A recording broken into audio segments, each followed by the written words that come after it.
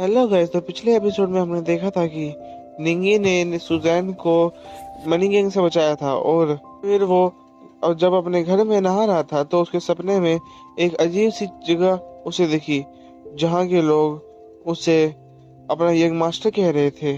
फिर निंगी को वहाँ पे सुजैन की आवाज आई जिससे उसकी नींद खुली और अब आ गया। एपिसोड की स्टार्टिंग में नी की आंख खुलती है। वो जुजैंग को देख के उठने की कोशिश करता है पर वो अपने आप को बर्फ में जमा हुआ पाता है। फिर वो जुजैंग से पूछता है आखिर वो बर्फ में क्यों जमा हुआ है। फिर जुजैंग बताता है कि नी तुमने पूरी रात में अपने आसपास रखी हुई सारी स्टारलाइट पिल को कंज्यूम कर लिया है। फिर निंगी का फ्लूट राजा चमकने लगता है। ये देखकर जुजैंग कहता है क्या तुमने इस फ्लूट राजा का इस्तेमाल किया था। फिर निंगी बताता है कि उसे कल रात का कुछ भी याद नहीं है।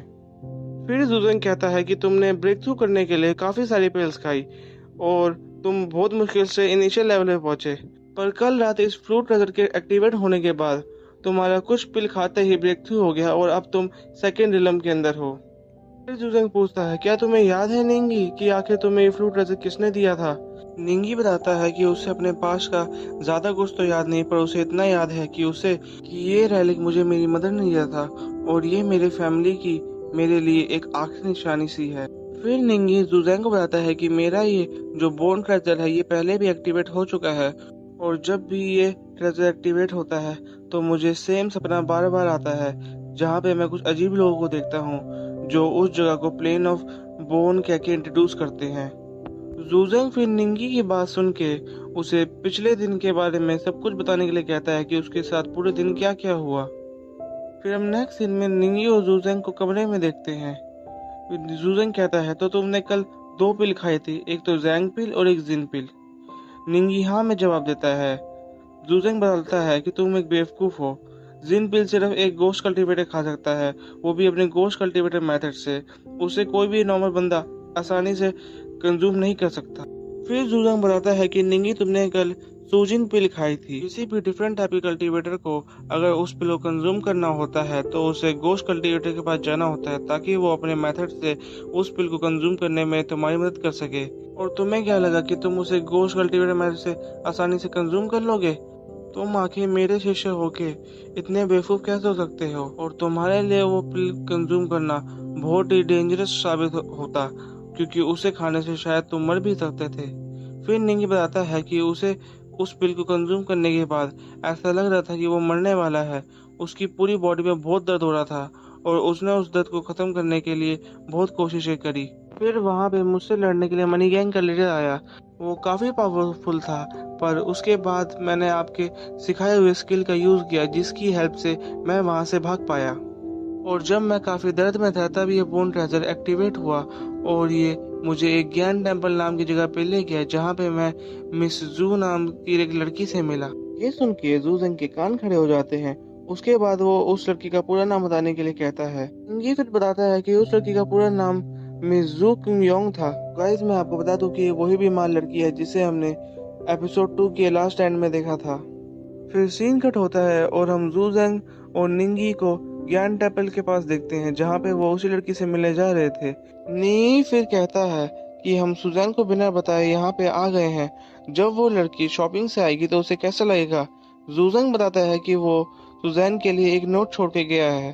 फिर हम नेक्स्ट सीन में सुजैन को देखते हैं। वो जैसे ही घर पे आती है तो देखती है कि जुजैंग ने उसके लिए एक नोट छोड़ा है उनके घर की बाहर की दीवारों पर और ये देखकर सूजन को बहुत गुस्सा आता है। फिर हम नेक्स्ट सीन के अंदर उसी लड़की जू किंग योंग को देखते हैं। उसे दरवाजे से आवाज आती है और वो भाग के जाती है। वो पूछती है क्या तुम निंग यू हो। फिर हम देखते हैं वहाँ पे क्यू रुक्सिंग होता है। उसे देखकर मिस जू थोड़ी सी उदास होती है।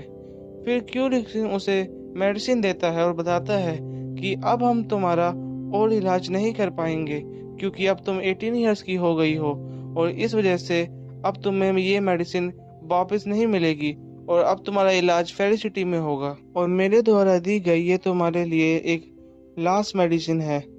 ये सुनकर मिज़ू और भी उदास हो जाती है। मिज़ू मेडिसिन लेके जा ही रही होती है तभी उसे पीछे से निंगी की आवाज आती है और हम नी और जूजेंग को देखते हैं।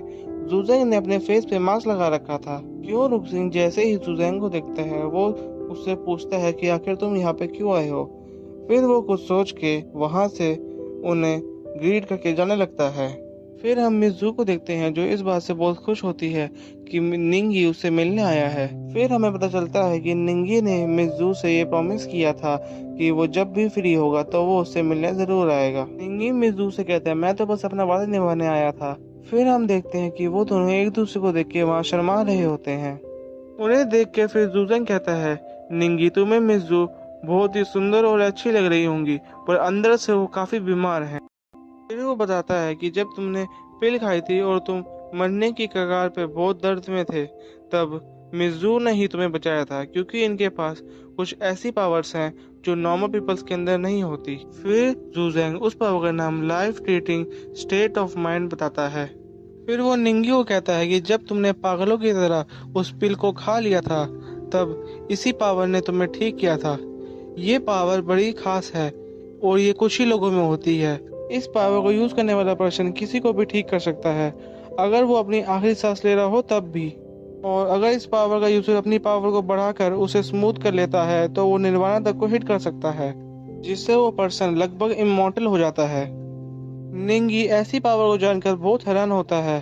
फिर जूजेंग बताता है पर कुछ लोग इस पावर को अचीव करने से पहले ही आत्माओं में तब्दील हो जाते हैं। एग्जाम्पल देते हुए जूजेंग बताता है कि मिज़ू से पहले ये पावर लॉर्गर माउंटेन के लॉर्ड फियो के पास थी, पर उनकी कल्टीवेशन इतनी नहीं हुई थी कि वो लिंगवी को सप्रेस कर सके, और इसी वजह से वो दिन का उजाला देखने से पहले ही मर गए। गाइस, जूजेंग की कुछ बातें मुझे भी समझ नहीं आ रही, तो अगर मुझसे एक्सप्लेनेशन में कुछ गलती हो जाती है तो मैं उसके लिए पहले से ही सॉरी मांगता हूँ। फिर जूजेंग कमरे में आते हुए बताता है अगर कोई पर्सन इस पावर का यूज करते हुए पेन को एशिज में कन्वर्ट करता है, और अगर वो एशिज लश्तर हो जाती हैं यानी चमकने लगती हैं, तो वो पर्सन की बॉडी में जाके धीरे धीरे उसे खत्म कर सकती हैं।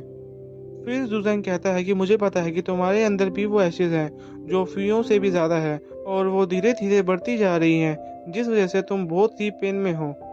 और मुझे ये भी पता है कि सेकंड सीनियर ब्रदर तुम्हें 3 साल से मेडिसिन दे के जा रहा है और उसे अब तक तुम्हारी बीमारी का क्योर नहीं मिल पाया है। फिर मिज़ू पूछती है कि आखिर आपको इतना सब कुछ मेरे बारे में कैसे पता, आखिर आप कौन हो। फिर जूजेंग अपने आप को बैड गाय कह के इंट्रोड्यूस करता है। मिज़ू कहती है कि मैं आपको पहचान गई, आप सीनियर अंकल है ना। नी उनकी बातों के बीच में आके पूछता है कि आखिर तुम किस सीनियर अंकल की बात कर रही हो। जूजेंग कहता है कि आखिर तुमने मुझे कैसे पहचान लिया, और बोलता है कि मैं वही हूँ जिसने तुम्हें 3 साल पहले रेस्क्यू किया था और यहाँ पे लाया था। और वो अपने आप को हैंडसम लोन स्वर्ड्समैन कह के इंट्रोड्यूस करता है। ये नाम सुन के तो नी की हंसी निकल जाती है। मिज़ू ये देख के जूजेंग को झुक कर ग्रीट करती है। इसके बाद जूजेंग कहता है कि मैं तुम्हें 3 साल पहले यहाँ लाया था ताकि तुम्हारा ट्रीटमेंट हो पाए और तुम बच पाओ। यहाँ आने के बाद तुम्हारा ट्रीटमेंट हमारी सीनियर सिस्टर ने किया था। उन्होंने अपनी मेडिसिन से तुम्हारी एशेज को लिक्विड में बदल दिया था, जिससे तुम अपनी लाइफ आसानी से जी पाओ। पर फिर एक ही साल में तुम्हारे ऊपर से उस मेडिसिन का असर हटने लगा और तुम वापस से बीमार हो गई। इसके बाद जूजेंग कहता है कि पिछली बार से तुम्हारी तबीयत मुझे अब ज्यादा अच्छी लग रही है। मिज़ू बताती है कि ये सब नी की वजह से हुआ है। सो गाइस, पिछली बार नी और मिज़ू के बीच में क्या हुआ था ये तो हमें दिखाया नहीं जाता, पर सीन कट होता है। फिर जूजेंग नी को कहता है कि तुम एक बार अपने इस ट्रेजर का यूज मिज़ू पे करो। नी जूजेंग की बात मानकर मिज़ू को हाथ आगे बढ़ाने के लिए कहता है। इसके बाद नी अपनी पावर से मिज़ू की लुई ही में एंटर करने की कोशिश करता है, जिसे हम स्पिरिचुअल सी भी कह सकते हैं। उसके अंदर आने के बाद नी देखता है कि वहाँ पे काफी सारी रेड कलर्स की बॉल्स हैं, जिसे वो टच करता है, जिस वजह से बाहर मिज़ू को भी पेन होता है। नी मिज़ू को रिएक्ट ना करने का कहता है और फिर वो अपने ट्रेजर को एक्टिवेट करता है और उसमें से एक ब्लू कलर की पावर को मिज़ू के स्पिरिचुअल सी में डालता है।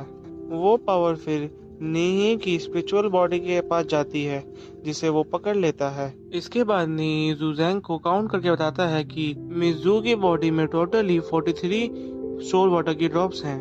ये बात सुन के जूजेंग अपनी चाय को रखते हुए कहता है मैं अब समझ गया हूँ कि मिज़ू की बॉडी आखिर क्यों अनस्टेबल हो रही है।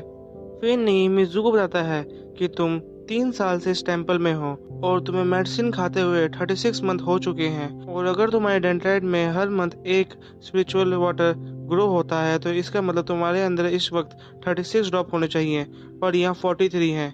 ये कहकर निंगी अपनी उस ट्रेजर पावर को उन स्पिरिचुअल वाटर के बीच में छोड़ देता है। निंगी की पावर वो सारी सोल वाटर को अपने अंदर खींचने लगती है और इसी सीन में हमारा एपिसोड खत्म हो जाता है। आई होप आपको हमारा एक्सप्रेशन अच्छा लगा होगा, और अगर आपको ये पसंद आया हो तो हमें सपोर्ट कीजिए। Thank you for watching.